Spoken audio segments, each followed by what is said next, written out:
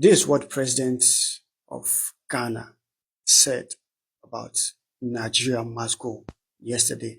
Because all our fellow West Africans don't need a visa to come to our country. So if they decided to travel from US to Accra, they don't need a visa anyway. So if you're bringing our colleague West Africans back, I mean, that's okay. And so I think that agreement has been activated, and a first batch of 14 nationals came. Several of them were our Nigerian brothers. They opted to go back home.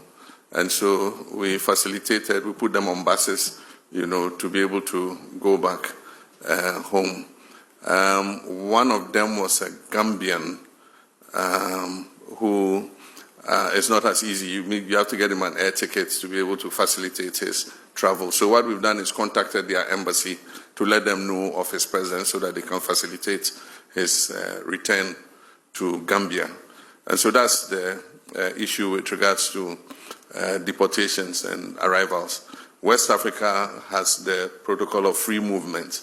And so any West African is free to come to Ghana and be able to stay for 90 days. And so if they decide to bring them, we don't have a problem accepting them. Then with regards to the GIPC Act, we are living in a new environment. We have the ECOWAS Trade Liberalization Scheme. We have the African Continental Free Trade Area that wants us to open our markets to each other. And so the former protective regime is changing. And so we need to review the GIPC Act to be able to take cognizance of that. And aside from that, there's limited foreign direct investment in the whole world. And so you need to place yourself in a position where you're able to attract as much foreign investment as possible. So when you put a barrier of $1 million, there are people who, with $500,000, can open a manufacturing establishment. But because you say he must show $1 million of transferred capital into the country, then you shut out that investor. And that's why, as part of the GIPC review, we're removing the minimum requirement so that anybody who wants to come and set up a business in Ghana to provide employment for our people is welcome to come. But that is different from the issue of the markets.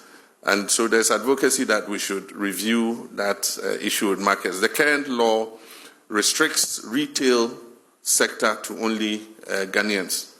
And there are people who argue that it's anti-competition and so many other things. But of course, in most countries, you want to reserve a certain portion of the economy for your people. And so Parliament is going to look at it, and eventually whatever law they pass is what we have to live with.